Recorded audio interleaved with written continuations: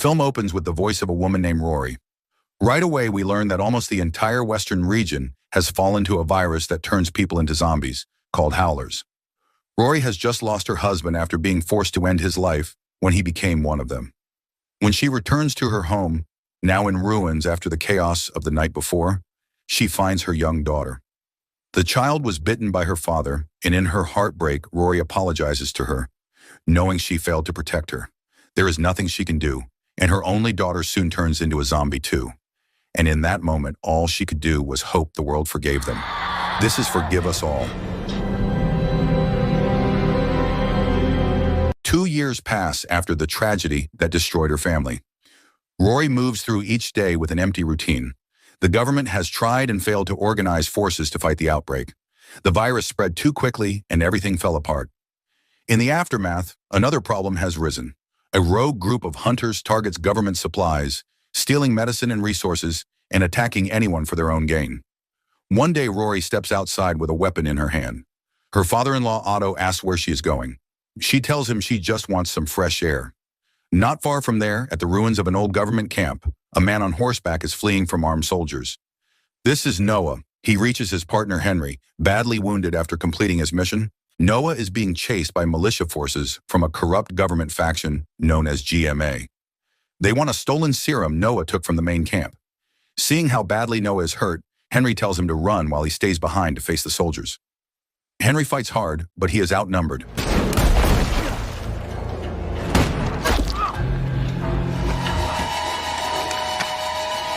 The militia leader, Logan, demands to know where Noah went.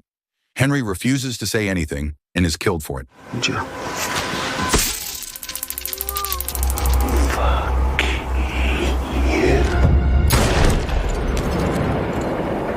Logan does not want Noah getting far, so he sends 2 of his people, Brooks and Lisa, to track him down. At the riverbank, Rory sits alone, grieving her husband and daughter. The loss still crushes her, and she is ready to give up her own life. But fate shifts. Noah's horse suddenly appears without its rider. Curious and alarmed, Rory approaches and finds Noah collapsed on the ground nearby. Because he is injured from wounds not caused by a zombie bite, Rory feels sympathy for him and decides to save him. Meanwhile, Otto is out on his usual rounds when he comes across Henry's body. It has been torn apart by the howlers. Moments later, he spots Logan's troops moving through the area. Instinctively, he raises his weapon and prepares to fire. But before he can pull the trigger, the sound of nearby howlers forces Logan and his men to retreat. Rory, on the other hand, brings the unconscious Noah to the horse stable and lays him down there. She does it because she does not fully trust strangers anymore. She worries Noah might end up putting her life in danger. To figure out who he really is, she searches his bag. Inside, she finds a serum meant to cure infection. That tells her Noah cannot be part of the government forces. Only officials have access to that serum, which means Noah must have stolen it. Hours later, Otto returns from hunting, and Rory immediately goes to him. He tells her he has just found a body that was ripped apart by howlers, and that he saw GMA soldiers in the area who seemed to be looking for someone. Hearing this, Rory rushes to bring Otto to Noah. Otto is stunned and worried that Noah might be infected. Rory tries to reassure him and shows him the serum she found in Noah's bag. Even so, Otto does not want to take any risks. He tells Rory to drive Noah out as soon as he wakes up. As rain pours heavily outside, Rory feels sorry for Noah and wants to help him. She begs Otto to let Noah stay for just one day. At first, Otto refuses and insists that Noah must go. But after some convincing, he finally agrees, as long as Noah does not enter their house. Otto's strictness comes from fear and the realization that he trusts no one but Rory. Later that night, Rory lies awake, unable to sleep. Something pulls her to check her daughter's old room. She picks up her child's favorite doll and holds it close. Her grief draws her back into a memory from when the world was still normal, a moment when she handed her little girl a slice of birthday cake. Years passed after that moment. By the time the apocalypse took hold, Rory's husband, Connor, suddenly returned home already infected. Rory and her daughter could only stare in shock. The man they loved was no longer himself. Later, when Rory wakes from a restless sleep, she quickly checks on Noah. She slips into the stable without Otto knowing. It is risky because she still has no idea who Noah really is, but she gathers her courage and approaches him anyway. Noah's horse is tense and restless, clearly frightened, so Rory tries to calm it down. As she opens the door to Noah's room, he urgently signals her to stay silent. A howler is nearby. These creatures are blind, but their sense of smell is sharp enough to detect any human presence. Working together as quietly as possible, Rory and Noah manage to avoid the creature.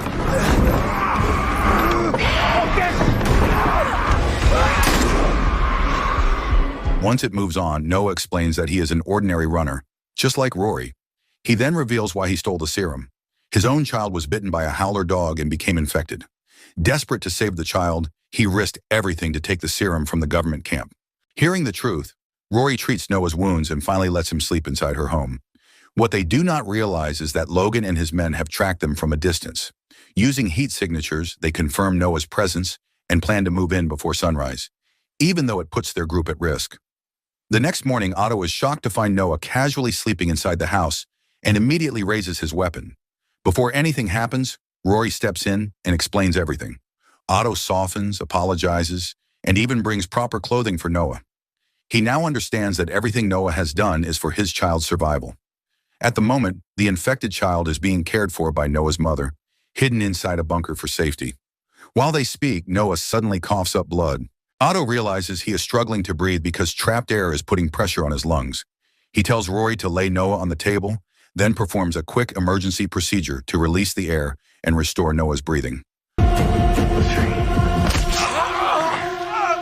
Luckily, they are not too late, and Noah's life is saved.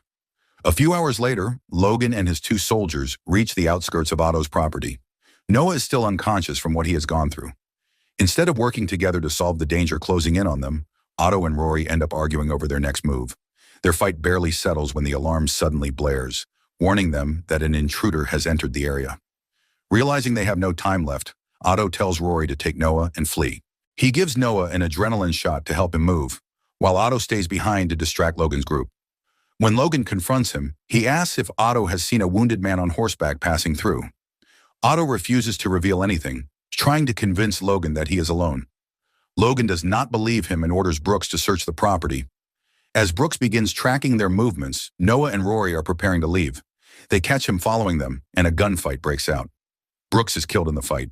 From a distance, Lisa spots Noah and Rory escaping on a horse toward the northern path. Back at the house, Logan quietly raises his weapon and shoots Otto when he is not looking.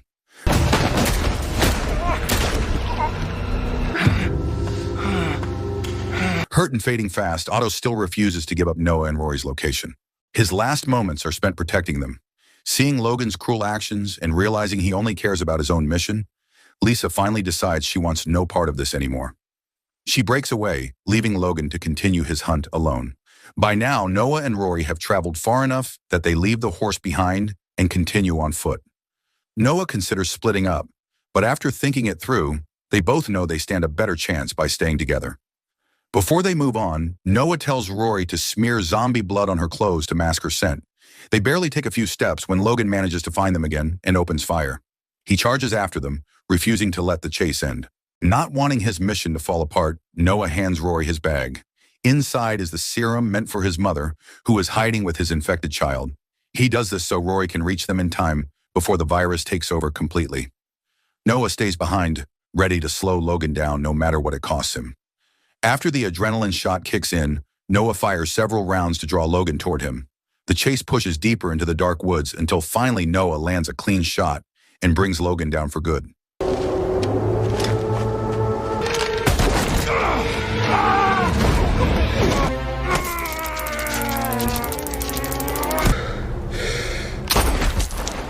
But the victory comes with a price.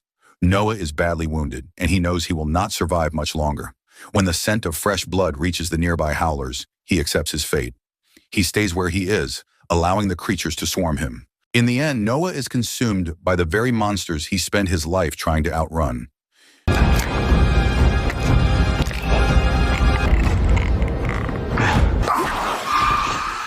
Meanwhile, in the pitch black of night, Rory runs straight into a pack of howlers. They charge at her, forcing her to sprint for her life and hide in the shadows. The only thing saving her is the zombie blood smeared on her clothes. The creatures eventually lose interest and drift away, but her escape is short-lived. As she continues running, a lone howler ambushes her. A brutal struggle breaks out, and after a desperate fight, she manages to kill it.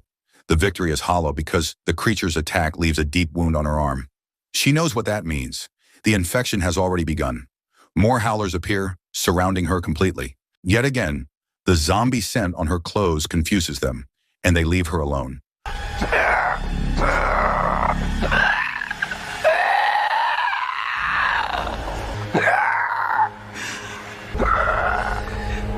Rory has the serum that could save her, but she refuses to break the promise she made to Noah. Saving his child must come first. She reaches the hidden safe house and hands the bag of serum to Noah's mother without a word. Then she walks away before anyone can stop her. By the time she reaches the edge of a quiet lake, the virus has nearly taken over her entire body. Alone, she imagines her daughter playing beside her like she once did.